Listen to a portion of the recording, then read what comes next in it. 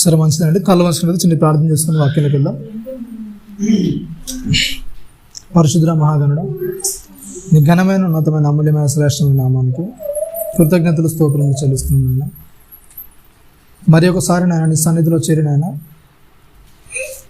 మేమందరం నాయన నీలో ఆనందించగలుగుటకు, నాయన నీ వాక్యంలో ఎదగలుగుటకు అటు కృపను నాయన మీరు చూపించిన విధానాన్ని బట్టి కృతజ్ఞతలు స్తోత్రములు చెల్లించుకుంటున్నాను. నాయన ఇంతవరకు నాయన పాటల ద్వారా నేను ఆరాధించాను. నాయన నీ వాక్యంలో నాయన నేను బలపరచబడుటకు, నాయన మమ్మల్ని నేను స్థిరపరచుకునగలుగుటకు అటు కృపను మహద్భాగ్యాన్ని మాకు అనుగ్రహించమని క్రీస్తు రథ పరిశుద్ధమైన నామమున ప్రార్థన ముందు అడుగు వేడుకుంటున్నాను తండ్రి, ఆమేన్.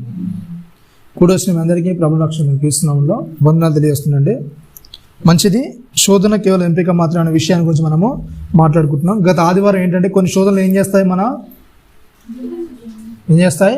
మన గుణం ఎలాంటిదో అవతలకు తెలియజేయడానికి ఉపయోగపడతాయి. ఓకేనా? ఇంకొన్ని శోధనలు ఏం చేస్తాయి, మన విశ్వాసంలో ఏం చేస్తాయి, వృద్ధి పొందడానికి, మన విశ్వాసం అనేది ఇంకా ఎక్కువగా అవ్వడానికి ఉపయోగపడతాయని మరి మనము తెలుసుకున్నాం. ఇంకేం చేస్తాయి, కొన్ని శోధనలు ఏం చేస్తాయి, మనకు మన సాక్ష్యాన్ని నిలపడానికి అవి ఉపయోగపడతాయని గత ఆదివారం నేర్చుకున్నాం. ఈ ఆదివారం ఏంటంటే కొన్ని శోధనలు ఏం చేస్తాయంటే మన అనుభవపూర్వకంగా అవసరాలు ఉన్నవారికి ఏం చేస్తాయి, సహాయపడతాయి. ఓకేనా? కొన్ని శోధనలు ఏం చేస్తాయంటే మన అనుభవపూర్వకంగా అవసరాలు ఉన్నవారికి ఏం చేస్తాయంట, సహాయపడతాయి. అంటే ఎట్లాంటి బాధ ఇంతకుముందు మనం అనుభవించాము, అవతల ఆ బాధ అనుభవిస్తే ఏం చేస్తుంది చెప్పండి. ఇక్కడ చిన్నపిల్లాడు ఏం చేస్తున్నాడు, అక్కడ ఏం చేస్తున్నాడు చెప్పండి. అక్కడ వాళ్ళ దగ్గర ఏం చేస్తున్నాడు, వాటర్ అనేది అయిపోతే ఏం చేస్తున్నాడు, నీళ్ళు అనేది పోస్తున్నాడు. అంటే దాహం యొక్క బాధ ఏంటో ఆ పిల్లానికి ఏంటి, అవునా కదా?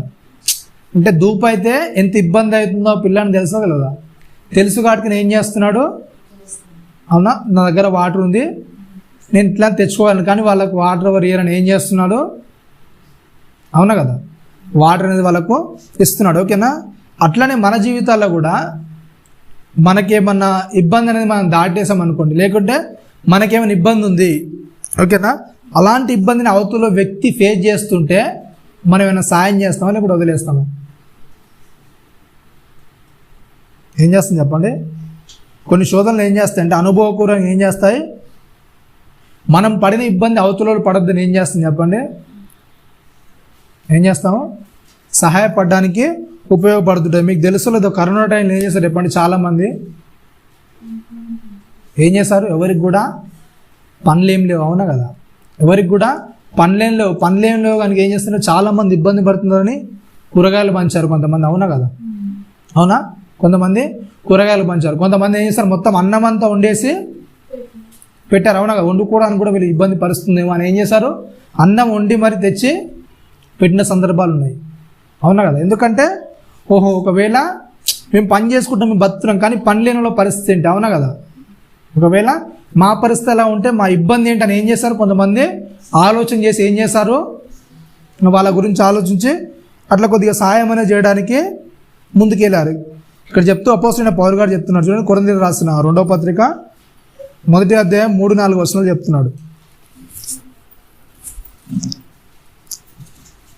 కనికరం చూపు తండ్రి, సమస్తమైన ఆదరణను అనుగ్రహించు దేవుడు, మన ప్రభువైన యేసుక్రీస్తు తండ్రి అయిన దేవుడు స్తుతింపబడును గాక. దేవుడు మమ్మను ఏ ఆదరణతో ఆదరించున్నాడో, ఏ ఆదరణతో ఎట్టి శ్రమల్లో ఉన్నవారినైనా ఆదరించుటకు శక్తి గలవారం అగునట్లు ఆయన మా శ్రమ అంతట్లో ఏం చేస్తున్నాడంట, మమ్మల్ని ఆదరించున్నాడు. ఏం చేస్తున్నాడంట దేవుడు, ఏం చేస్తున్నాడంటే కనికరం చూపే తండ్రి అంట ఏం చేస్తున్నాడంట, మమ్మల్ని ఎట్లా అయితే ఆదరిస్తున్నాడో అట్లా ఎందుకు ఆదరిస్తున్నాడంటే అవతలలో అంత బాధలు ఉంటే మేము కూడా ఏం చేయాలి చెప్పండి, ఆ ఆదరణలో మేము కూడా పాలు పొందాలి. ఎవరైతే ఇబ్బందులు ఉన్నారో, ఎవరైతే వేదన పడ్డారో ఆ వేదనలో మనం కూడా ఏం చేయాలి చెప్పండి, ఏం చేయాలి, ఆ వేదనలో మనం కూడా వెళ్ళాలి. అందుకే ఒక మాట రాస్తూ బైబిల్ ఏంటంటే, మీరు ఒకరి భారాన్ని ఒకటి ఏం చేయాలంటే గలతీ రాసిన పత్రికలో చెప్తాడు. ఒకసారి చూడండి, గలతీ 6:2 ఒకసారి చూడండి.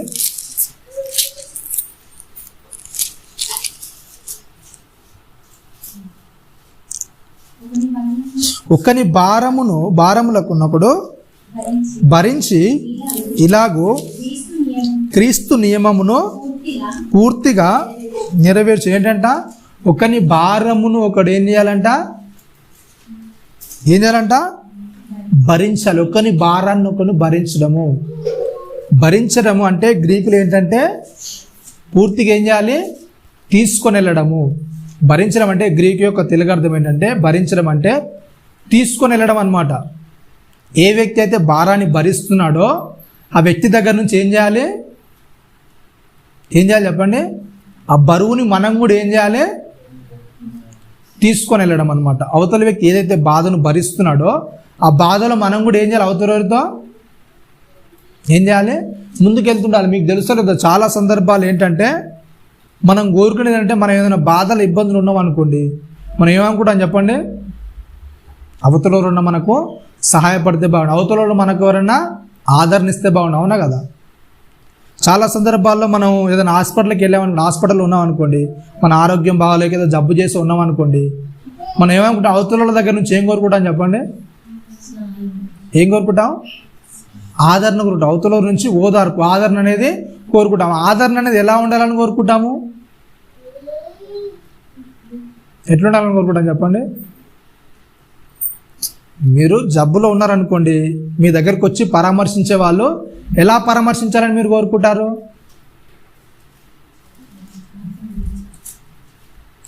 ఇలా వచ్చారు వెళ్ళిపోయారు అనుకోండి, ఎలా ఉంటుంది చెప్పండి? మీకు మీ సొంత వాళ్ళే దగ్గర వాళ్ళే ఇలా వచ్చారు వెళ్ళిపోయారు అనుకోండి, మీకు ఎలా అనిపిస్తుంది? అవునా కదా? ఉన్న రోగం కంటే ఇంకా ఏమనిపిస్తుంది చెప్పండి? అలా వచ్చి ఇలా వెళ్ళిపోతే ఏమనిపిస్తుంది చెప్పండి? ఇంకా బాధ అనేది ఎక్కువైపోతుంది. అవునా కదా? భరించడం అంటే ఏంటంటే వాళ్ళ బాధను ఏం చేయాలి? మనం ఏం చేయాలి చెప్పండి? మోసుకొని తీసుకెళ్ళడం. అంటే వాళ్ళు ఇబ్బందులు ఉన్నారనుక, వాళ్ళు ఇబ్బంది పడుతున్నారు కనుక వాళ్ళు ఏం చేయాలి? మనము ఏం చేయాలి చెప్పండి? మీకు ఒక చిన్న ఎగ్జాంపుల్ చెప్తా. బైబిల్లో మోషే గారు యెహోషువ కింద యుద్ధం చేస్తున్నాడు. ఓకేనా? యుద్ధం చేస్తుంటే మోషే ఏం చేస్తాడంటే కర్ర పట్టుకొని ఇలా నిలబడతాడు. ఓకేనా? కర్ర పట్టుకొని నిలబడ్డప్పుడు ఏంటంటే మోషే ఎప్పటి వరకు కర్ర పట్టుకొని నిలబడతాడు అప్పటి వరకు ఏం చేస్తాడు? యెహోషువ కింద ఏం చేస్తాడు చెప్పండి? యుద్ధాన్ని గెలుస్తుంటాడు. ఒక 2 చేతులు పట్టుకొని కర్ర ఎంతసేపు పట్టుకుంటాడు చెప్పండి? మోషే ఎంతసేపు పట్టుకున్నాడు? చేతులు అనేవి గుంజేస్తుంటాయి. పక్కనున్న అహరోను ఇంకొక అతను ఏం చేస్తాడు? చూస్తాడు. అవునా కదా? చూసి ఏం చేస్తారు? అతని చేతులు అనేది కొద్దిగా సపోర్ట్ అనేది ఇస్తారు. అవునా కదా? సపోర్ట్ అనేది ఇచ్చినప్పుడు ఏమవుతుంది చెప్పండి? కొద్దిగా భారం అనేది తగ్గుతుంది. మరలు ఏం చేస్తారు? ఒక రాయి తెచ్చానికి ఏం చేస్తారు? సపోర్ట్గా చేస్తారు. ఎందుకు చెప్పండి? ఎందుకు? ఆయన భారం అనేది ఏం చేస్తున్నారు చెప్పండి? ఏం చేస్తున్నారండి?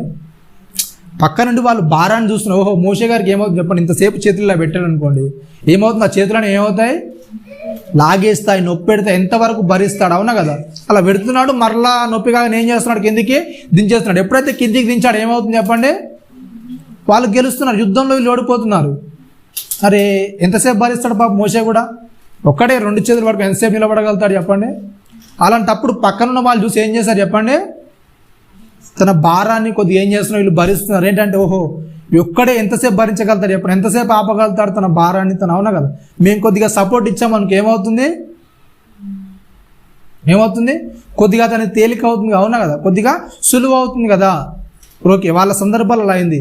మన జీవితాల కోసం ఒక వ్యక్తి కష్టపడుతున్నప్పుడు, ఇబ్బంది పడుతున్నప్పుడు ఆ వ్యక్తిని చూసి మనం కూడా ఏం చేయాలి చెప్పండి? ఒకరిని భారాన్ని ఒకరు భరించడం అంటే ఏంటి చెప్పండి? ఏం చేయాలి?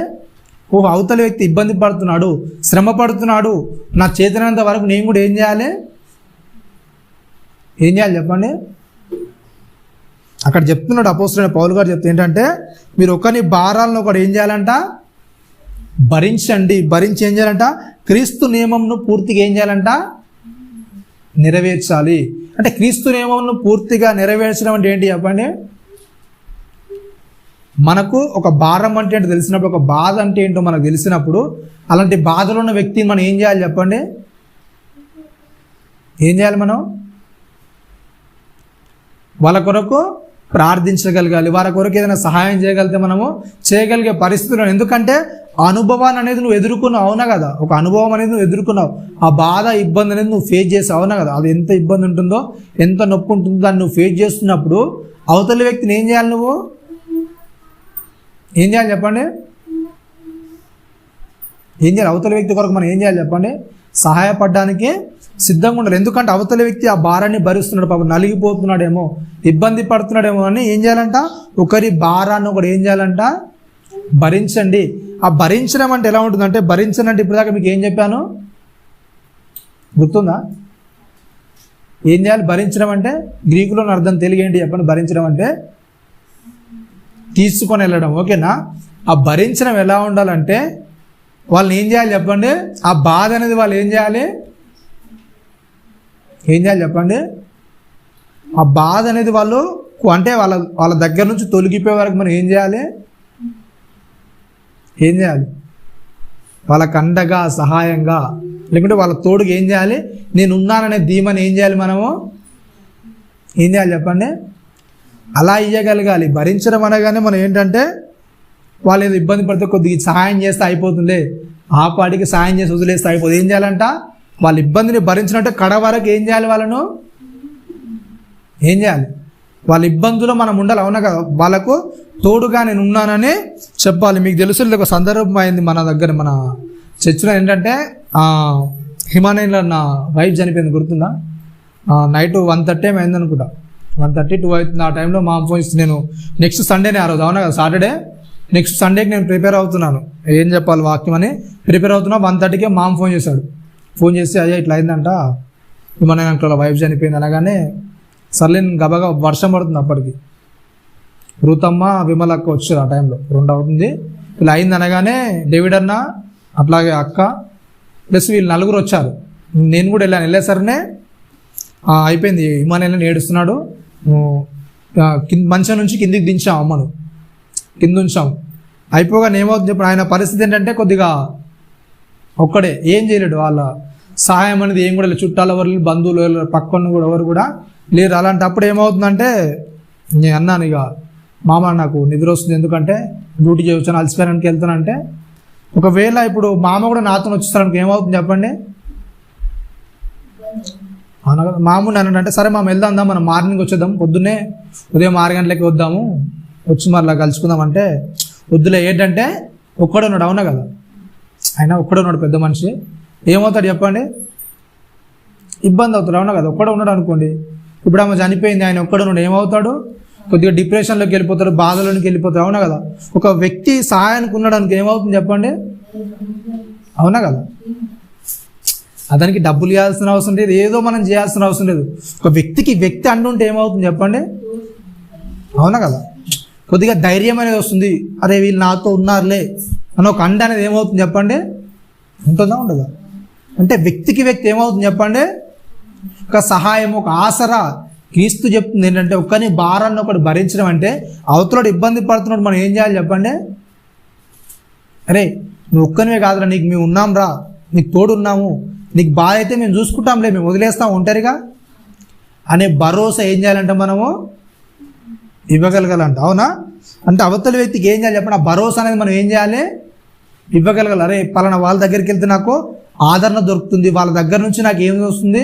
ప్రోత్సాహం అనేది వస్తుంది అని ఏం చేయాలి? అవతల వాళ్ళు మన దగ్గర నుంచి ఏం చేయాలి? అది ఎక్స్పెక్ట్ చేసే టైంలో మనం దాన్ని ఇచ్చేవారికి ఏం చేయాలి? మనము ఉండగలగాలి, ఓకేనా? ఏ వ్యక్తి అయితే మన దగ్గర ఆశిస్తున్నాడు, అవతల వ్యక్తి ఆశించే దాన్ని మనం ఏం చేయాలి చెప్పండి? ఏం చేయాలి?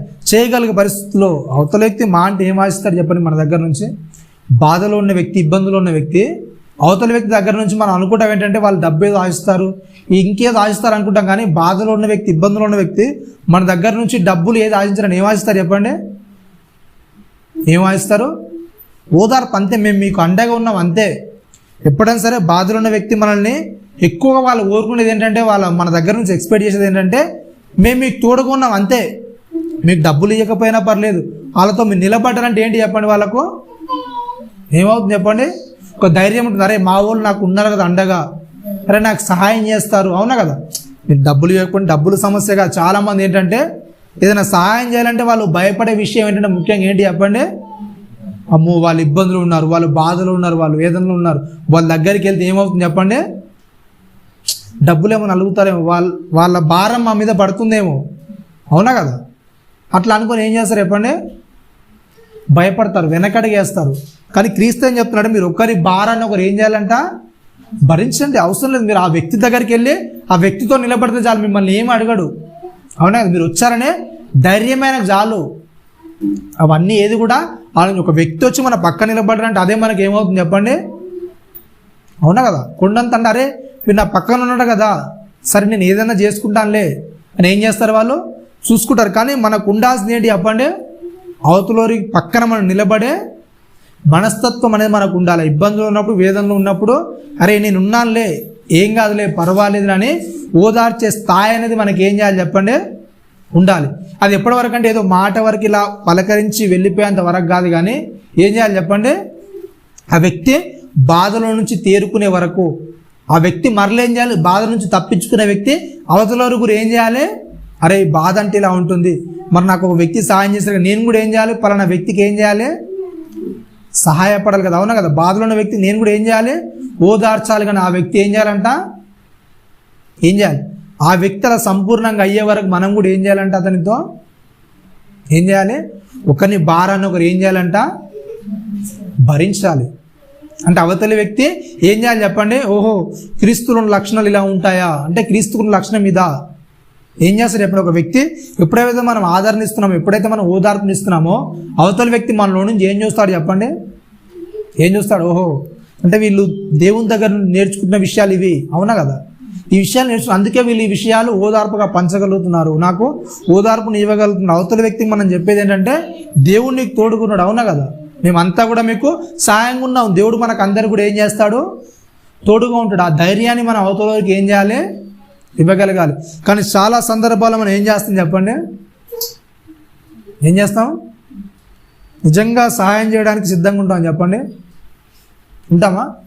ఎప్పుడైతే మన బాధలు అనేవి నిజంగా మనం భరించి ఇది దైవ చిత్తానుసారం, ఎందుకంటే ప్రతి కష్టము ప్రతి నష్టము దేవుడు ఏం చేస్తాడు చెప్పండి, నన్ను ఒక ఉన్నతంగా మలచడానికి, ఒక ఉన్నత స్థితిలో నన్ను తీసుకెళ్ళడానికి, ప్రతి శ్రమ నన్ను ఏం చేస్తున్నాడు, దేవుడు మలుస్తున్నాడు అని ఎప్పుడైతే మనం అర్థం చేసుకుంటామో, అట్లాంటి పరిస్థితుల్లో మనకు వచ్చే ఆలోచనలు ఏంటంటే ఏం చేస్తుంది చెప్పండి, ఎక్కువగా అవతల ఇబ్బంది పడుతుంటే బాధపడుతుంటే మనకు వచ్చే ఆలోచన ఏంటంటే అవతల నేను ఏం చేయాలి, అవతలకి అండగా నేను ఉండాలి, అవునా కదా? అవతల నేను సహాయం చేయాలి, అవతలని భారాన్ని నేను భరించాలి, అవతలని గురించి నేను మొరపెట్టాలి, అవునా కదా? ఇలాంటి ఆలోచనలు అనేవి వస్తాయి. ఎప్పుడైతే క్రీస్తు తత్వం అనేది మనలోనికి రాదు, ఏం చేస్తుంది చెప్పండి, అవతలోడు బాధపడుతుంటే మనం ఏం చేస్తాం చెప్పండి, ఏం చేస్తామండి, ఏం చేస్తాం? ఎప్పుడైతే క్రీస్తులో భరించే తత్వం అనేది మనం నేర్చుకోమో, అవతలోడు బాధపడుతుంటే మనం ఏం చేస్తాం చెప్పండి, ఏం చేస్తాం, ఏం చేస్తారండి? ఈ బాబు అయితే ఏం చేస్తున్నాడు చెప్పండి, నీళ్లు పోస్తున్నాడు. ఒకవేళ మనమే నిజంగా ఆ భరించే బాధ అనేది నిజంగా అర్థం చేసుకోవడానికి ఏం చేస్తాం చెప్పండి, మనం ఉన్న నీళ్ళని కూడా ఏం చేస్తాం, మనం ఏం చేస్తామండి, కింద పోస్తారా లేదా, అవునా కదా? వాడు ఏదో దాచుకున్నది కూడా ఏం చేస్తాం, మనం వాని చేతికి అందకుండా మనము చేస్తాం. చాలా సందర్భాల్లో మనం క్రీస్తుని ఎరిగామని చెప్పుకుంటూ, క్రీస్తు నమ్మామని చెప్పుకుంటూ మనం సహాయపడవలసి వచ్చిన పరిస్థితులు ఏం చేస్తాం చెప్పండి, మనం ఏం చేస్తాం, అవతల దగ్గర ఖాళీగా నిలబడతాం, ఇలా వచ్చి అలా వెళ్ళిపోయే సందర్భాలకు ఉంటాం. అవతలకి మనం బాధ భరించడం అనే సందర్భాన్ని గుర్తు చేయడం పక్కకు పెట్టి వానికి బాధను ఇంకా రెట్టింపు చేసే పరిస్థితులు మనం ఉంటాం, అవునా కదా? అరే వీళ్ళేంటో ఇలా వచ్చారు, ఇంకా బాధలో నెట్టేస్తున్నారేంటి, ఇంకా నన్ను వేదనలో నెట్టేస్తున్నారేంటి అనే పరిస్థితుల్లోనికి వెళ్ళిపోతారు. మీకు తెలుస్తలేదు, యోబు సందర్భంలో యోబు అనుకుంది ఏంటంటే తన స్నేహితులు చేంజ్ చేస్తారనుకున్నారు చెప్పండి, ఏమనుకున్నారు, ఓదార్పిస్తారు అనుకున్నారు. నిజంగా వాళ్ళు వచ్చింది అది చేయడానికే, అవునా కదా? ఎప్పుడైతే వాళ్ళు యోబు దగ్గరకు వచ్చారో, కానీ వాళ్ళు ఓదార్చడం మానేసి ఏం చేశారు చెప్పండి, యోబు మీద ఏం చేశారు, నేరస్థాపన చేస్తున్నారు. మన విషయాల్లో కూడా ఎప్పుడైతే మనం ఓదార్చడం వెళ్తాం, నిజంగా క్రీస్తు పక్షాన ఉన్నాం అనుకో, మనం ఏం చేస్తాం, అవతలనే ఏం చేస్తాం, ఓదార్స్తాం. ఎప్పుడైతే మనం క్రీస్తు పక్షంగా లేమో మన నోట్లో నుంచి ఏమొస్తాయి చెప్పండి, ఏమొస్తాయి, అవతలని ఇంకా ఇంకా ఇంకా వాని యొక్క హృదయాన్ని నలిచే మాటలు వస్తుంది. అవునా కదా? నువ్వు ఏం పాపం చేసావు, నువ్వు చేసిన కర్మకు ఇది తగిన శాస్త్రం నీకు. అవునా కదా? అవతలని ఓదార్చడానికి పంపిస్తే నేను దేవుడు ఇంకేం చేస్తావు, నువ్వు అవతలని ఇంకా కృంగతీయడానికి ప్రయత్నం చేస్తుంటావు. అవునా కదా? అవతలని ఇంకా ఇంకా బాధలో నెట్టేయడానికి ప్రయత్నం చేస్తుంటావు. అవునా కదా? అది చెప్తుంది ఏంటంటే అపోస్తున్న పౌలు ఏంటంటే ఒకరి భారాన్ని ఒకరు ఏం చేసుకోవాలంట, భరించండి. భరించండి. ఆ భరించడం అంటే ఏంటంటే పూర్తిగా మీరు ఏం చేయండి, వాళ్ళతో పాటు నడవండి. వాళ్ళ ఇబ్బందులు మీరు పాల్గొండి, వాళ్ళ బాధలు మీరు పాల్గొనండి, వాళ్ళ బాధలు ఏంటో మీరు తెలుసుకోండి. అవునా కదా? నేటి సమాజంలో మనిషికి ఏమైపోయిందంటే చాలా బిజీ లైఫ్ అయిపోయింది. అవునా కదా? చాలా బిజీ అయిపోయింది లైఫ్ అంతా కూడా. ఎవరి పనులు వాళ్ళకి, ఎవరు వర్క్ వాళ్ళకి. అవునా కదా? అవతల ఇబ్బందులు ఏంటి, అవతల యొక్క బాధలు ఏంటని తెలుసుకోవడానికి ఏంటి చెప్పండి, నిజంగా సమయం అనేది ఉండలేదు. అవునా కదా? ఉంటుందా నిజంగా? అవతలరి బాధలంతా వినే అంత ఎనర్జీ అనేది మనకు ఉందా చెప్పండి? నిజంగా అవతల ఏదైనా చెప్తుంటే ఓపికగా వినే అంత సామర్థ్యం ఉందా చెప్పండి? మీకు ఉందా? అమ్మ ఎప్పుడు చూసినా ఏదో సోది చెప్తుంటాడు. అవునా కదా? ఎప్పుడు చూసినా ఏదో సోది మాట్లాడుతున్నాడు, అంతా సోది చెప్తాడు. ఎందుకు ఇదంతా మాకు తలపోటు అనుకుంటామా లేదా? ఎందుకంటే మన లైఫ్ షెడ్యూల్ అనేది అట్లా మారిపోయింది కనుక మనం ఏం చేస్తాం చెప్పండి, అవతల చెప్పే బాధలన్నీ కూడా మనకి ఎలా అనిపిస్తాయి చెప్పండి?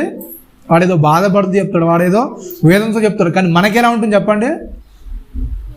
ఎట్లా ఉంటుంది చెప్పండి? ఇది ఎప్పుడు చూసినా ఏదో సోది మనకు చెప్తూనే ఉంటాడు. అవునా కదా? భరించడం అంటే ఇంకోటి ఏంటంటే ఏం చేయాలి చెప్పండి, అవతల బాధను ఏంటి చెప్పండి, వినడం కూడా. అవునా కదా? మీరు ఒకరికొకరు ప్రార్థించడం అంటే ఏమని ప్రార్థిస్తారు, ఎలా ప్రార్థిస్తారు చెప్పండి? అవతలని బాధ ఏంటో, ఇబ్బంది ఏంటో, కష్టం ఏంటో తెలిస్తేనే ప్రార్థించేది. అవునా కదా? ఒకరి భారాన్ని ఒకరు భరించడం అంటే అవతలోడు చెప్పేది మనం ఏం చేయాలి చెప్పండి, ఎక్కువగా అవతలోడు బాధను ఏం చేయాలి, మనము వినడానికి ప్రయత్నించాలి. ఆ బాధను తొలగించడానికి ఏం చేయాలి, మనం మన ప్రార్థనలో జ్ఞాపకం చేస్తున్న అవతల వారి బాధలు, ఇబ్బందులు ఏం చేయాలి చెప్పండి? కూర్చొని కలిసి ప్రార్థన చేయడమా, లేకుంటే ఏకాంతంగా ఉన్నప్పుడు ప్రార్థన చేయడమా? వాళ్ళతో కలిసి ప్రార్థన చేస్తే కూడా ఏమవుతుంది చెప్పండి, వాళ్ళ భారం అనేది కొద్దిగా తగ్గుతుంది. చాలా ఇబ్బందులు ఉన్నారు అనుకోండి, వాళ్ళకు దిక్కేంటంటే వాళ్ళకు ఎక్కువగా వచ్చేది ఏంటంటే దేవుని మీద ఆధారపడి వస్తుంటారు. అంటే నాకు ప్రార్థన చేస్తే కొద్దిగా ఏమవుతుంది, కొద్దిగా ఓదార్పు ఏదో వస్తుందని వస్తారు. అవునా కదా? అలాంటి సందర్భాలు మనం పట్టించుకోకుండా మనకు ఎలా ఉంటుంది చెప్పండి వాళ్ళ పరిస్థితి? అవునా కదా? వాళ్ళతో కలిసి ప్రార్థించామనుకోండి వాళ్ళకి ఎలా ఉంటుంది, కొద్దిగా ధైర్యం అనేది వస్తుంది. అవునా కదా? పర్లేదులే, నా కోసం ప్రార్థిస్తున్నారులే, నా కోసం మొరపెడుతున్నారులే అనే ధైర్యం అనేది వస్తుంది. కాబట్టి ఏంటంట, ఒకని సుఖ దుఃఖములు యందు ఒకడు ఏం చేయాలంట, పాలు పంపులు పొందండి. అవునా కదా? ఒకని సుఖ దుఃఖములు యందు ఒకడు ఏం చేయాలంట, పాలు పంపులు పొందండి. పాలు పంపులు పొందడం అంటే ఏంటంటే మీకు చాలా సందర్భాలు తెలుసు. పాలోళ్ళు అంటే ఎవరు చెప్పండి? పాలోళ్ళు అంటే ఎవరు? మన రక్త సంబంధులు. అవునా కదా? మన రక్త సంబంధులు ఏదైతే తండ్రి సంపాదించిన ఆస్తి ఉందో దాన్ని ఏం చేయాలి చెప్పండి? ఏం చేయాలి? ఎంతమంది ఉన్నారో అంతమంది ఏం చేస్తారు? పంచుకుంటారా? పంచుకుంటారు. అవునా? అయితే క్రీస్తులోనికి వచ్చిన తర్వాత మనం కూడా ఏంటంట, క్రీస్తు పాలివారమై ఉన్నాం. అవునా కదా? క్రీస్తులో మన అందరం కూడా ఏమై ఉన్నాం, పాలివారమై. ఒకని భారాన్ని ఒకటి ఏం చేయాలంట, భరించి క్రీస్తు నియమం ఏం చేయాలంట, ఇలాగూ పూర్తి చేయండి. మీకు తెలుసు, ఒక డౌట్ వస్తుండొచ్చు, మరి నిజంగా అప్పులో ఉన్నారు, మరి డబ్బులు ఇవ్వమంటున్నారు అని అంటే ఇచ్చేయచ్చా? 1,00,000 రూపాయలు అప్పు ఉందండి, మరి అప్పు తీర్చానంటే ఇచ్చేయచ్చా? లేదంటే మీరు సంతకం పెడితే అయిపోతుందని అంటే సంతకం పెట్టేయచ్చా? షూరిటీ. కొంతమంది ఏం చేస్తారంటే, నాకు షూరిటీ ఇవ్వండి చాలు, మీరు షూరిటీ ఇస్తే ఏం చేస్తుంది చెప్పండి, ఎంతో కొంత నాకు సహాయం అనేది దొరుకుతుందండి. అట్లాంటి దాంట్లో ఏమైనా చేయొచ్చా? మరి చేయొచ్చా? ఒకరి భారాన్ని ఒకరు భరించినట్టు నీ చేతనైతే ఏం చేయాలి, వానికి ఓదార్పు చేయాలి, నీ చేతనైతే సహాయం చేయాలి. కానీ ఏంటి చెప్పండి, బుద్ధిహీనమైన పనులు మాత్రం చేయదు. ఓకేనా?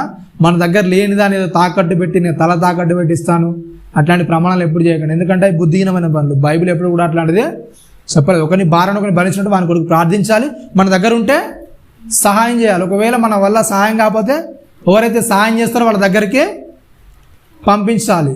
ఓకేనా?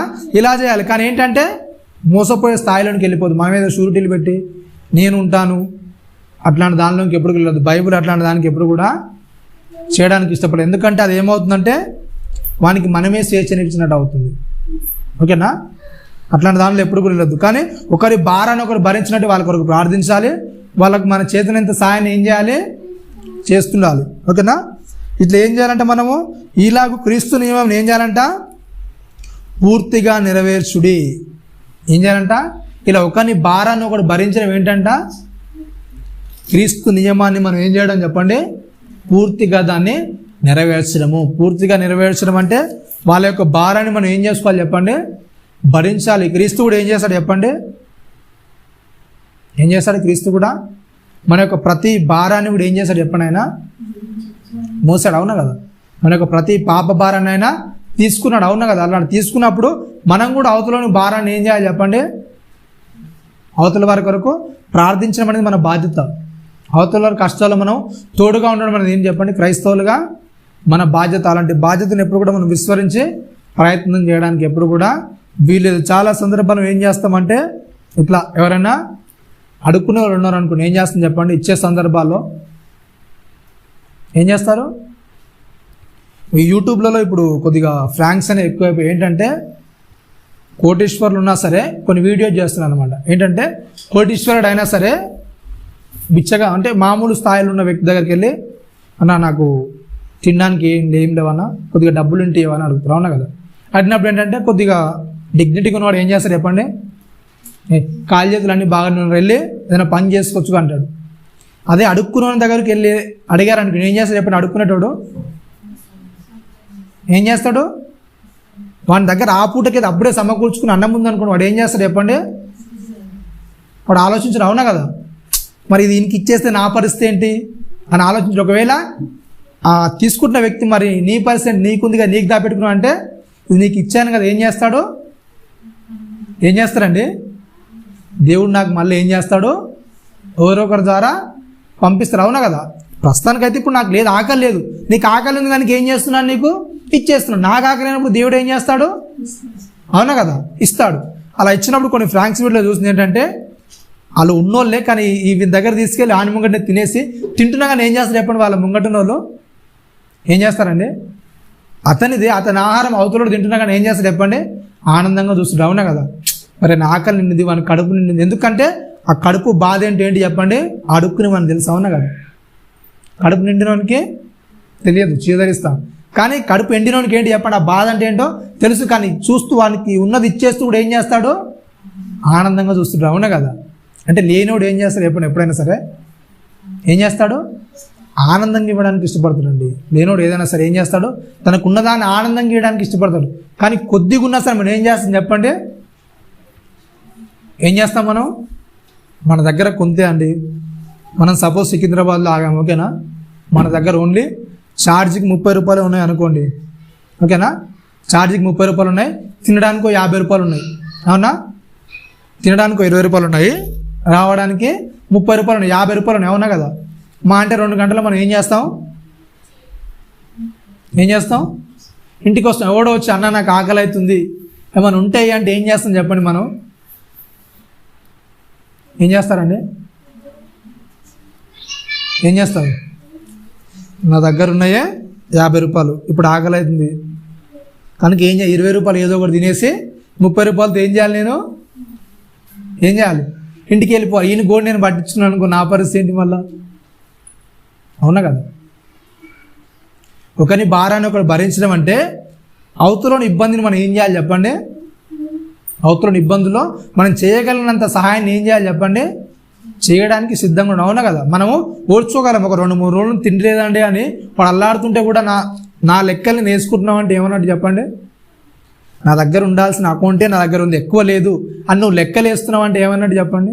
ఏం చేస్తున్నావు? నువ్వు కొన్ని భారాన్ని ఒకరిని భరిస్తున్నావా లేకుంటే ఇంకేదో లెక్కలేస్తున్నావా? క్రీస్తు నియమాన్ని పూర్తి చేస్తున్నావా లేకుంటే నీ యొక్క స్వేచ్ఛను ముందుకు తీసుకెళ్తున్నావా? ఏం చేస్తున్నావు చెప్పండి?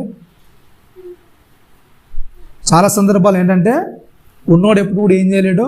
మన దగ్గర కొద్దిగా ఉన్నా సరే అండి, నీ దగ్గర నిజంగా ఒక 100 రూపాయలు ఉన్నాయనుకోండి, నీకు 50 ఛార్జ్కి 50 మిగులుతాయి అన్నా కూడా నువ్వేం చేయలేవు చెప్పండి? ఏం చేయలేవు? అవతలను దానం చేయలేవు, అవతలను నువ్వు ఇవ్వలేవు. ఎందుకంటే నీకు కొన్ని లెక్కలు ఉంటాయి, అవునా కదా. అదే మొత్తం లేని దగ్గర ఆ పూటకి అన్నం ఉంది అనుకుంటూ వాని దగ్గరికి వెళ్ళి నువ్వు ఆకలి అవుతుందంటే కూడా ఏం చేస్తాడు వాడు? ఏం చేస్తాడు వాడు? ఇస్తాడు. ఎందుకంటే వాడిని దేని మీద భరోసా? నేను ఇస్తే దేవుడు నాకు ఇస్తాడు, అవునా కదా, ఇచ్చేస్తాడు. అయితే ఆ ఫ్రాన్స్ వీల్లో జరిగింది ఏంటంటే, అయిపోయింది, ఆ బిచ్చగాడు ఇచ్చేసాడు, అయిపోయిందా. కొద్దిగా వెనకకెళ్ళి మళ్ళీ ఆ కారులో నుంచి కొన్ని సామాన్లని తీసుకెళ్ళి మరలా బిచ్చగానికి కావాల్సినవి అంటే ఆ వాడుకోలేడు. కానీ ఏంటి చెప్పండి, అంతకు మించిన సామాన్లన్నీ వస్తువులు కూడా తెచ్చేసాడు. కానీ అవతలోడు చూసినప్పుడు ఎలా ఉంటుంది చెప్పండి? పక్కోడు ఈయనోడికి ఎలా ఉంటుంది? ఎవడైతే ఈరోడో వాని పరిస్థితి ఎలా ఉంటుంది చెప్పండి? చూసిన పరిస్థితి ఏదో 50 రూపాయలు ఇచ్చేస్తే ఇవన్నీ కూడా ఏం చేసేవాడు, అవునా కదా. 50 రూపాయలు దానం చేస్తే ఇవన్నీ కూడా నాకే ఇచ్చేటోడు, ఇవన్నీ కూడా, అవునా కదా. ఈ సామాన్లు అన్నీ కూడా నాకే ఇచ్చేటోడుగా. ఆ బిచ్చగానికి ఇస్తే వాడు ఏం చేస్తాడు చెప్పండి? అడిగే పక్క వ్యక్తి అడుగుతున్నాడు అనమాట, ఏంటి మరి పరిస్థితి ఏంటి? ఒకవేళ మనకి అసలు యూజ్ చేసుకోనికి రాదు, అవి అన్నీ వానికి ఇస్తే ఏం చేస్తారంటే వాడు ఏమన్నా చేసుకొని, ఓకేనా, నాకు పెట్టిన దాన్ని నేను ఏం చేస్తున్నాను, ఆనందంగా ఇస్తున్నాను, వాడు నా సంతోషంగా ఇస్తున్నాను. వాడు ఏమన్నా వాడు యూజ్ చేసుకోనికి రాకపోని, కానీ ఏం చేస్తున్నాను నేను? నా ఆనందంగా ఇస్తున్నాను, అవునా కదా. ఎప్పుడైతే మనము ఒకరి భారాన్ని ఒకడు భరించడానికి సిద్ధపడతామో దేవుడు కూడా ఏం చేస్తాడు చెప్పండి? మనకు ఏం చేస్తాడు? మనకి ఎప్పుడు కూడా వెనక్కి ఉంటాడు. కాబట్టి ఏంటంట, అందుకే చెప్తూ ఏంటంటే అపోస్తలుడైన పౌలు గారు చెప్తూ తన యొక్క అనుభవంలో నుంచి, జీవిత అనుభవం నుంచి చెప్తున్నాడు ఏంటంట, మన అనుభవపూర్వకంగా అవసరం ఉన్న వాడికి ఏం చేయాలంటే, మనం ఎప్పుడైతే మనకు ఒక అనుభవం అనేది వస్తుందో, క్రీస్తు దగ్గర నుంచి మనం నేర్చుకున్న అనుభవం అనేది మనము స్థాయి అనేది దాడుతుంటాం, అప్పుడు ఏం చేస్తాం చెప్పండి? మనం అవతలలో ఎవరైతే అవసరాలు ఉంటారో అవసరాన్ని ఎప్పుడు కూడా మనం ఏం చేస్తాం చెప్పండి?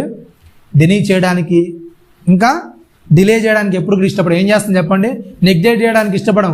ఎవరికైతే సాయం ఉందో వాళ్ళని చూసి ఏం చేస్తాం? మనం సాయం చేయడానికి ఇష్టపడతాం. అవతలలో బాధలో మనం పాలు పంచుకోవడానికి ఇష్టపడతాం. ఎందుకంటే దేవుని యొక్క నియమం ఏంటో మనకు తెలుసు.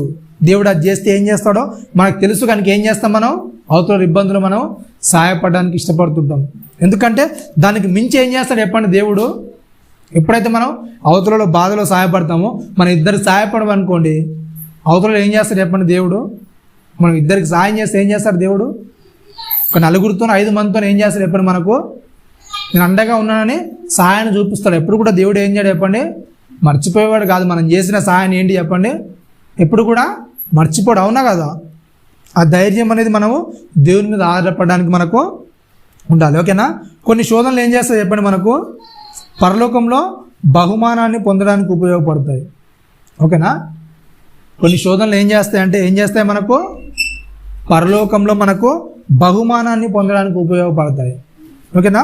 కొరింథీయులకు రాసిన 2వ పత్రిక 4వ అధ్యాయం 16 నుంచి 18 వచనాలు చూడండి. కొరింథీయులకు రాసిన 2వ పత్రిక 4వ అధ్యాయము 16 నుంచి 18 వచనాలు.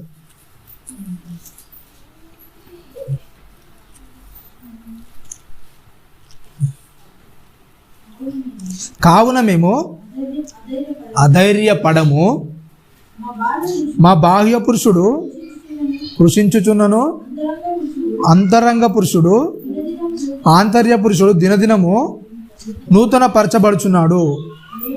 మేము దృశ్యమైన వాటిని చూడక అదృశ్యమైన వాటిని నిదానించి చూచుచున్నాం కనుక క్షణమాత్రముండు మా చులకని శ్రమ మా కొరకు అంతకంతకు ఎక్కువగా నిత్యమైన మహిమా భారమును కలుగజేయుచున్నది. ఏలైనగా దృశ్యమైన అనిత్యంలో అదృశ్యమైన ఏంటంట నిత్యములు. అపోస్తలుడైన పౌలు గారు మరలా రాసి ఏంటంట కావున మేము అధైర్యపడము. బాహ్య పురుషుడు ఏం చేస్తున్నాడంట?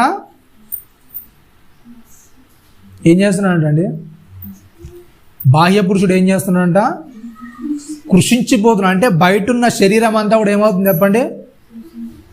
ఏమవుతుంది? కృషించిపోతుంది, అవునా కదా.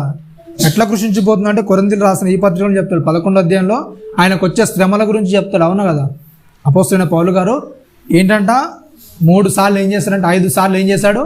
1 తక్కువ 39 ఏం చేశాడు? కొరడా దెబ్బ 5 సార్లు తిన్నాడు. ఆ 39 ఎందుకు కొడతారు చెప్పి తెలుసా మీకు? 39 ఎందుకు కొడతారు తెలుసా?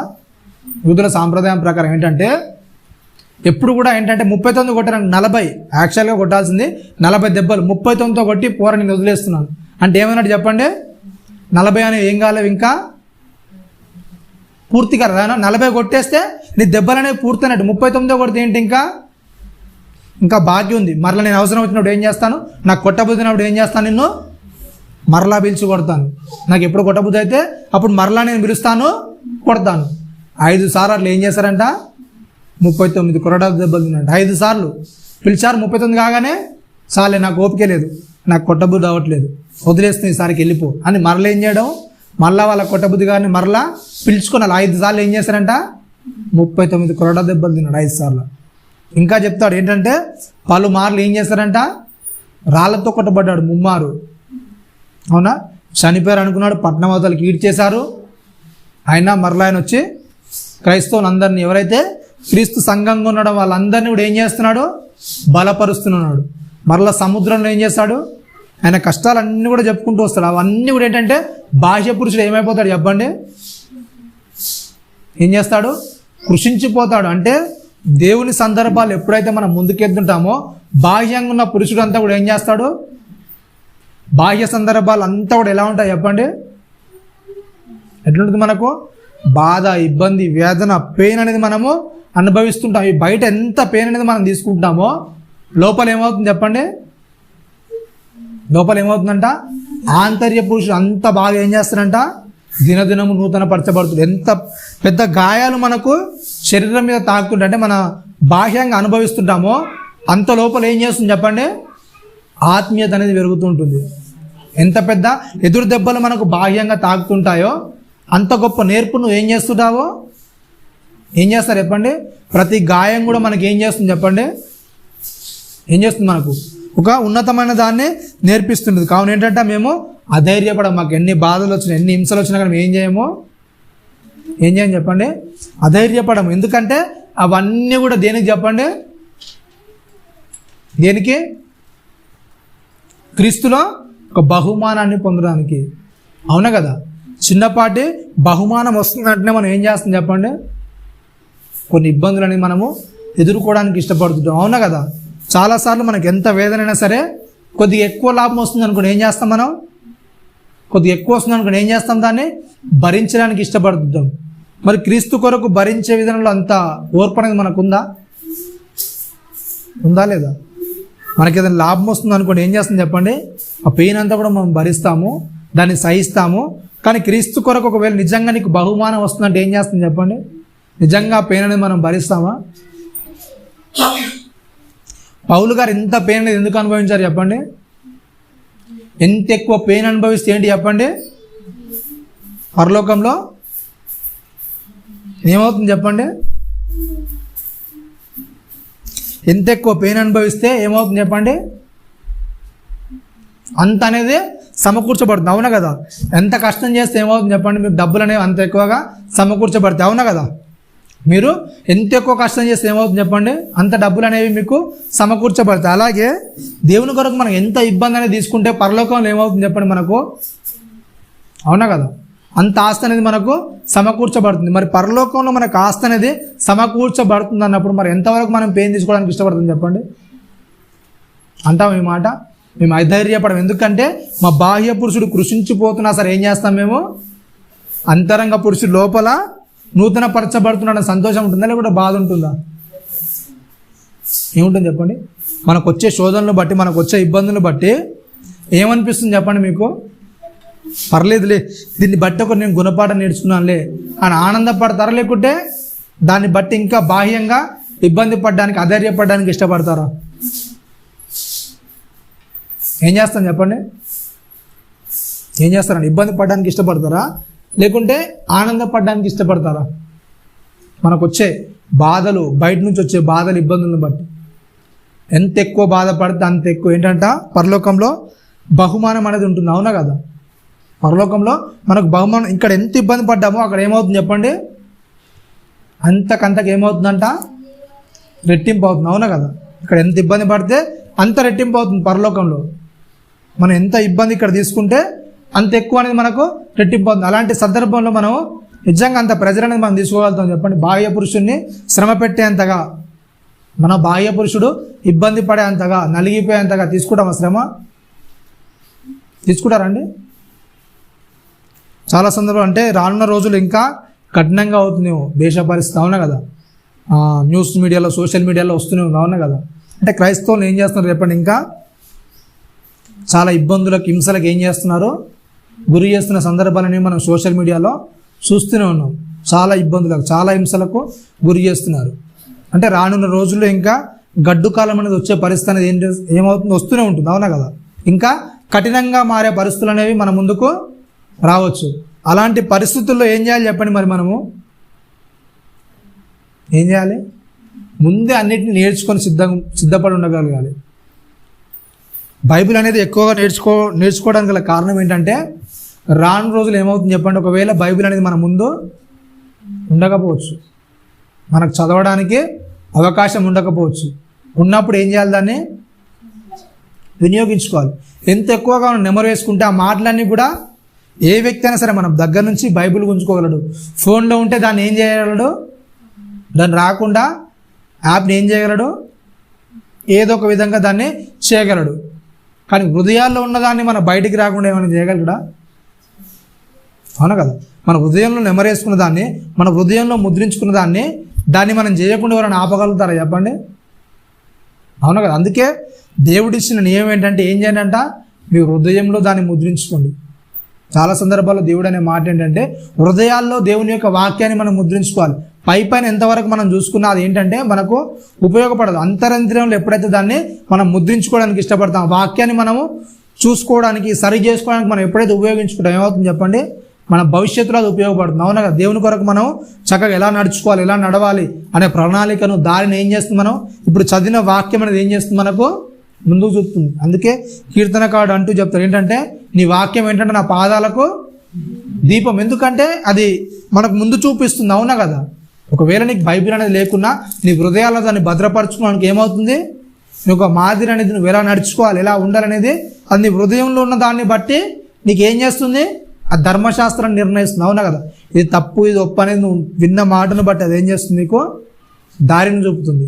నువ్వు ఇప్పుడే సరిగా పట్టించుకోకుండా ఉన్నావు అనుకో, ఏమో తర్వాత పరిస్థితులు ఏంటి చెప్పండి? బయట ప్రకటించుకోవడానికి వీలు ఉండదు, అవునా కదా? బయట చెప్పడానికి ఏం వీలు ఉండదు.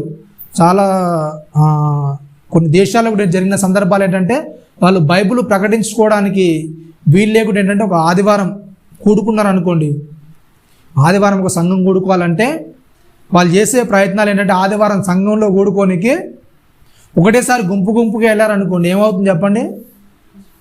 వీళ్ళు చర్చికి వెళ్తున్నారు, ఏం చేస్తారు, కనిపెట్టి వాళ్ళు ఇబ్బంది పడే పరిస్థితులు వస్తాయి. కాబట్టి ఏంటంటే ఒక గంట సేపటికి పలానా దగ్గర మనం కూడుకుందాం అని చెప్పేసి వాళ్ళు ముందే ప్రకటించుకొని ఒక్కొక్కరుగా ఒక గంట దాటినాక ఒకరు, ఒక గంట దాటినాక ఒకరు, అంటే ఒకటేసారి వెళ్తే వీళ్ళు గుర్తుపడతారేమని ఏం చేస్తారు చెప్పండి? గంటాకొకరు అంటే దేవుని పట్ల ఆసక్తి వాళ్ళకు, దేవుని కొరకు మేము కనిపెట్టుకోవాలి, దేవుని మేము తెలుసుకోవాలని ఆధారంతో ఏం చేస్తున్నారు వాళ్ళు? గంటాకొకరు అంటే సంఘంగా అంతా కూడుకొని వాళ్ళు మాట్లాడుకొని దేవుని మాటలు ప్రకటించుకోవడం, ఓదార్చుకోవడం, వాళ్ళు మరలా నెమరేసుకోవడం. నిజంగా అంత భారం అనేది మనకు ఉందా చెప్పండి? క్రీస్తు కొరకు నేను బహుమానాన్ని పొందగలుగుతాను, ఎందుకంటే ఇప్పుడు పడ్డ శ్రమ, ఇప్పుడు పడ్డ వేదన ఏం చేస్తుంది? క్రీస్తులో నాకు బహుమానాన్ని తెచ్చిపెడుతుంది. నిజంగా అంత తాపత్రయం మనలో ఉందా చెప్పండి? దేవుని కొరకు నేను నిజంగా దేవుని కొరకు కష్టపడాలి, ఆత్రుత పడాలి, దేవుణ్ణి నేను తెలుసుకోవాలి, దేవుడు చెప్పిన మాటలనుసారంగా నేను బ్రతకాలనే తాపత్రయం మనలో ఉందా చెప్పండి? ఉందా? రోజుకి ఏమవుతుంది చెప్పండి? సన్నగిలుతుంది. కాబట్టి కొన్ని శోధనలు ఏం చేస్తాయంటే మనకు వచ్చే ప్రతి శోధన కూడా ఏం చేస్తుంది? పరలోకంలో బహుమానాన్ని కూర్చిపెడుతుంది. కాబట్టి మనకు వచ్చే శోధన ఏం చేయాలి? మనం బాహ్యంగా పడే ప్రతి దెబ్బ కూడా ఏం చేస్తుంది చెప్పండి? పరలోకంలో నాకు ఒక బహుమానం తెస్తుందని ఆనందంగా ఉండాలి. మార్కు సువార్త 10వ అధ్యాయము 28-30 వచనాల నుండి పేతురు గారు అడుగుతున్నారు యేసుక్రీస్తు వారిని.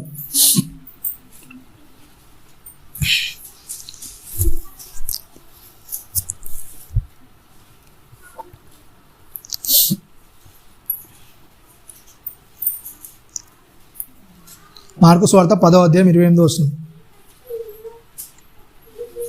పేతురు ఇదిగో సమస్తమును విడిచిపెట్టి నేను వెంబడించిద్దామని ఆయనతో చెప్పసాగాను. అందుకు యేసు ఇట్లనను. ఏంటంటే పేతురు గారు ఒక మాట అంటున్నారు. అసలు ఈ మాట ఎందుకు అన్నాడు చెప్పండి పేతురు గారు? తెలుసా మీకు? ఒక యవనస్తుడు వచ్చాడు, వచ్చి చెప్పాడు, బాల్యం నుంచి ఏం చేస్తున్నాను, ఆజ్ఞలన్నీ పాటిస్తున్నాను అని చెప్పాడు. ఓకేనా, రైట్, నువ్వు మంచిగానే చేస్తున్నావు అన్నీ కూడా, నువ్వు ఒక్కటి కొద్దిగా ఏంటంటే నీ ఆస్తి నమ్మి ఏం చేసాయి, బీదలకు ఇచ్చా అని చెప్పాడు. అతను వ్యసన పడుతూ వెళ్ళిపోయాడు. వెళ్ళిపోగానే యేసుక్రీస్తు అంటున్న మాట ఏంటంటే, పరలోకంలోనికి ఏంటంట ఏం చెప్పాడు చెప్పండి, ఆస్తి గలవాడు దేవుని రాజ్యంలో ప్రవేశించడం ఏంటంట దుర్లభం అని చెప్పాడు. ఓకేనా, ఆస్తున్నోడు దేవుని రాజ్యంలోకి వెళ్ళడం ఏంటంట దుర్లభం అని ఒక మాట చెప్పాడు. దుర్లభం అని మాట చెప్పగానే పేతురు గారు అడుగుతున్నాడు. అప్పటి వరకు పేతురు గారి మైండ్లో ఏముంటుంది చెప్పండి, ఏముంటుంది, ఏముంది అసలు ఆ క్వశ్చన్ అడుగుతున్నాడు పేతురు గారు, అడుగుతున్నారు యేసుక్రీస్తు ఏంటంట, పేతురు ఇదిగో మేము సమస్తాన్ని విడిచిపెట్టాము. అవునా కదా, పేతురు గారు చెప్తున్నారు యేసుక్రీస్తు వారితో, సంజాషిస్తున్నాడు ఆ యేసుక్రీస్తు వారి గురించి అడుగుతున్నాడు.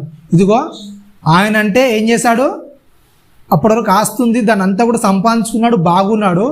మరి మా పరిస్థితి మేము ఏం చేస్తాం చెప్పండి, మేము సంపాదించి వదిలేసి నీతో వచ్చాం. అవునా కదా, ఒలలు చేపలు పడుతుంటే ఒలలు వదిలేసి, అవునా, ఒలలు వదిలేసి యేసుక్రీస్తుని వెంబడించారు. అవునా కదా, వాళ్ళ సంపాదన అంతా కూడా విడిచిపెట్టి ఏం చేశారు, యేసుక్రీస్తుని వెంబడించారు.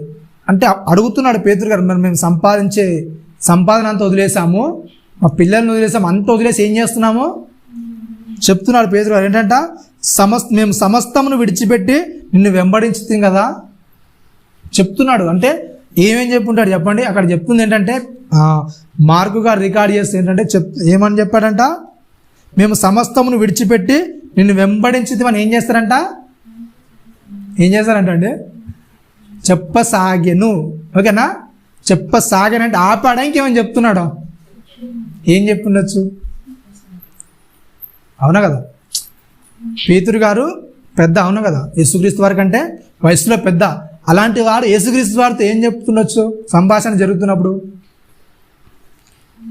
ఆస్తి గలవాడు పరలోకంలో వెళ్ళడానికి అర్హుడు కాదు, దుర్లభం అని చెప్పాడు. ఓకేనా, మీరే యేసుక్రీస్తుని వెంబడిస్తున్నారు, మీదే పేతురు అనుకోండి. ఓకేనా, మీ డబ్బులు ఏదైనా ఉంటే అన్ని వదిలేసారి యేసుక్రీస్తుని వెంబడిస్తున్నారు. ఓకేనా, వెంబడిస్తున్నప్పుడు అరే అసలు డబ్బు కూర్చుకుంటే మీరు పరలోకం వెళ్ళారంటే యేసుక్రీస్తుని మీరేం అడుగుతారు అసలు. ఒకవేళ పేతురు పరిస్థితిలో మీరుంటే ఏం అడుగుతారు చెప్పండి, యేసుక్రీస్తుని ఏమడుగుతారు. చెప్తున్నాడంట పేతురు చెప్పసాగెను, ఏం చేస్తున్నాడంట యేసుక్రీస్తుతో చెప్తున్నాడు, మేము సమస్తాన్ని విడిచిపెట్టామని ఏం చేస్తున్నాడంట యేసుక్రీస్తు వారితో చెప్తున్నాడు. మీరు ఏం చెప్తారు చెప్పండి యేసుక్రీస్తు వారితో అయితే ఏం చెప్తారండి, ఏం చెప్తారు. ఫస్ట్గా ఏంటంటే పేతురుని కలుసుకుంది ఎక్కడ, చేపలు పట్టే ప్రదేశంలో కలుసుకున్నాడు. అవునా కదా, వాళ్ళిద్దరు అన్నదమ్ములు వలలు వేస్తుంటే పిలిచాడు. అవునా కదా, పిలిచిన అక్కడి నుంచి స్టార్ట్ చేసి ఉంటాడు. అవునా కదా, పేతురు యేసుక్రీస్తు వారితో చెప్పసాగనంటే ఫస్ట్ నుంచి స్టార్ట్ చేసి ఉంటాడు. ప్రభువా మా అంత లేదు, మేము ఏం చేస్తుంటాం, కొద్దిగా డబ్బులు సంపాదించుకుని ఏదో కొద్దిగా ఉందాం అనుకుంటే సర్లే అదేదో పోయింది, నీతోనే వస్తానన్నా కొద్దిగా మర్యాద గౌరవం ఏమైనా దక్కుతుందంటే కొద్దిగా డబ్బు ఏదో సంపాదించుకుని వేసుకుందాం అనుకుంటే నువ్వేంటి ఇలా చెప్పేస్తున్నావు. అవునా కదా, అదే సందర్భంలో కొద్దిగా మత్తయి సువార్త లూకా సువార్త అంటాడు, ఇట్లా అయితే ఎవడు వెళ్తాడు చెప్పండి, అసలు వస్తాడు ఎవడన్నా, అసలు వెంబడిస్తాడా, ఇట్లాంటి మాటలు నువ్వు చెప్తే వాడు నీ దగ్గరికి వస్తాడా అంటాడా అన్నాడా. ఇదే పేతురు అంటాడు అదే మాట, ఏంటంటే నువ్వు ఇలాంటి మాటలు చెప్తాడా, నేను వెంబడిస్తాడా, ఏదో కొద్దో గొప్ప దొరుకుతుందా నీ దగ్గరకు వస్తే అసలు ఏం తీసుకోవద్దు ఉట్టిగానే ఊడ్చిపెట్టాను అంటే ఎవడొస్తాడు నీ దగ్గరికి అని అంటాడు పేతురు. అంటే పేతురు గారిలో ఉన్న ఆలోచన ఏంటి, యేసుక్రీస్తు వారితో తిరిగితే ఏదన్నా వస్తుందిలే అన్నప్పుడు యేసుక్రీస్తు వారు చెప్తున్నారు మాట, ఆయన మైండ్లో ఉన్న మాటలన్నీ ఒక్కొక్కటి చెప్తున్నారు. చూడండి యేసుక్రీస్తు వారు, అందుకు యేసు ఇట్లనెను, నా నిమిత్తము సువార్త నిమిత్తమును. ఫస్ట్ ఏంటంటే ఏం వదిలేశాడు పేతురు, చెప్పసాగిన ఏమేం చెప్తున్నాడు చెప్పండి, ప్రభువా నేను ఏం చేశాను, ఇల్లు వదిలేశాను ప్రభువా, ఆ ఇంటినైనను, నెక్స్ట్ నా అన్నదమ్ములను వదిలేశాను ప్రభువా చెప్తున్నాడు పేతురు గారు. నెక్స్ట్ అక్క చెల్లిని వదిలేశాను ప్రభువా, నెక్స్ట్ చెప్తున్నాడు ఇంకా నా తల్లిదండ్రులను వదిలేశాను ప్రభువా, పిల్లలను వదిలేశాను ప్రభువా, ఇంకేం చేశారంట, నా భూముల్ని విడిచిపెట్టాను ప్రభువా చెప్తున్నాడు. ఏం చెప్తున్నాడు యేసుక్రీస్తు వారికి ఇదంతా కూడా చెప్తున్నాడు. అవునా కదా, ఇవన్నీ చెప్తుంటే యేసుక్రీస్తు వారు ఇస్తున్న మాట ఏంటంటే ఇవన్నీ నువ్వు వదిలేసావు కదా అని చెప్తున్నాడు. ఏంటంట, ఇప్పుడు ఇహమందు హింసలతో పాటు ఏంటంట ఏమొస్తాయని చెప్తున్నాడు యేసుక్రీస్తు వారు. ఏమని చెప్తున్నాడు చెప్పండి, ఇహమందు ఏమొస్తుందంట, ఏదైతే నువ్వు క్రీస్తు కొరకు వదిలేసుకుంటావో దాన్ని బట్టి నీకు ఏమొస్తుంది చెప్పండి. నేను చెప్పాను, యేసుక్రీస్తు వారు చెప్పారా? మీరు వదిలేస్తున్న దాడు మీకు హింస వస్తుందా, ఆనందం వస్తుందా? వస్తుందా? నిజంగా అప్పుడు మీకు వదిలేసుకున్నప్పుడు ఎప్పుడన్నా బాధగా, నొప్పిగా, కలుక్కుమంటుంది కదా గుండె, అట్లాంటిది ఎప్పుడైనా అనిపించిందా? మీరు వదిలేసుకునే సందర్భం వచ్చినప్పుడు, దేవుని కొరకు మీరు వదిలేసుకునే సందర్భం వచ్చినప్పుడు ఆ హృదయం అనేది కలుపుకున్న సందర్భాలు ఎప్పుడైనా అనిపించాయా? అబ్బా, అది నాతో ఉంటే బాగుండు, దేవుని నమ్మాను కాబట్టి దీన్ని వదిలేసాను, లేకుంటే అని ఎప్పుడైనా అనుకున్నారా? మీరు అనుకున్నారా? దేవుని మాటను బట్టి కాబట్టి అని ఎప్పుడైనా మీకు వస్తుందంటే ఏం చేస్తున్నాడు చెప్పండి? ఆ నొప్పి, ఆ పెయిన్ అనేది మీరు అనుభవిస్తున్నారు. ఓకేనా? ఆ విడిచినోనికి ఏమవుతున్నాడు? ఇహమందు హింసలతో పాటు ఫస్ట్ ఏం చేస్తాయంట? హింస వస్తుందంట. హింస తర్వాత వచ్చేది ఏంటంట? అది ఇహమందే. ఓకేనా? ఇహమందు గురించి మాట్లాడుతున్నాడు. లోకంలోనే ఏంటంట? హింసలతో పాటు ఏమవుతుందంట? నూరంతలుగా ఇండ్లను, ఇంకేంటంట? అన్నదమ్ములను, అక్కచెల్లెలను, తల్లిదండ్రులను, పిల్లలను, భూములను ఏంటంట? వస్తాయి. ఎప్పుడు వస్తాయి? ఈ లోకంలో ఉన్నప్పుడు వస్తాయి. ఎప్పుడు? నువ్వు క్రీస్తు కొరకు నిజంగా శ్రమను, ఆ భారాన్ని భరిస్తే, ఇక్కడ ఉన్నప్పుడే నువ్వు ఏదైతే క్రీస్తు కొరకు వదిలేసుకుంటావో అవన్నీ కూడా నీకు ఏం చేస్తాయి? రిటర్న్ అవుతుంటాయి. హింసతో పాటు ఇవి కూడా రిటర్న్ అవుతాయి. ఇంకేం చెప్తున్నాడు? రాబో లోకమంది ఏంటంట? నిత్య జీవం పొందుకుంటానని మీతో చెప్తున్నాను. ఏంటంట? ఈ లోకంలో ఉన్నప్పుడు ఇవి వస్తాయి, హింసలు వస్తాయి, ప్లస్ మీరు కోల్పోయినవి మరలా డబల్ అవుతాయి. ఏదైతే మీరు కోల్పోతున్నారో దేవుని కొరకు అవన్నీ కూడా ఏమవుతాయంట? మీరు 1% ఇస్తే ఏమవుతుందంట? 1% మీరు కోల్పోతే ఎంత వస్తుందంట? 100% వస్తుంది. ఓకేనా? 1% దేవుని కొరకు మీరు కోల్పోవడానికి ఇష్టపడితే ఈ లోకంలో ఏమొస్తుందంట? 100% మీకు వస్తుంది. 1% నువ్వు మనస్ఫూర్తిగా నేను దేవుని కొరకు ఇది కోల్పోతున్నాను నువ్వు నిజంగా అనుకుంటే ఏంటంట? 100% నీకు తిరిగి వస్తుంది. దేవుడు అది ఇస్తాడు. ఇది భూమి మీదనే కాదు, మళ్ళీ నిత్య జీవితంలో కూడా ఏం చేస్తారంట? నిత్య జీవితంలో కూడా మరలా దాన్ని ఏం చేస్తాడు? 1000 రెట్లు చేస్తాడు. ఓకేనా? అది ఎప్పుడు చేస్తాడు?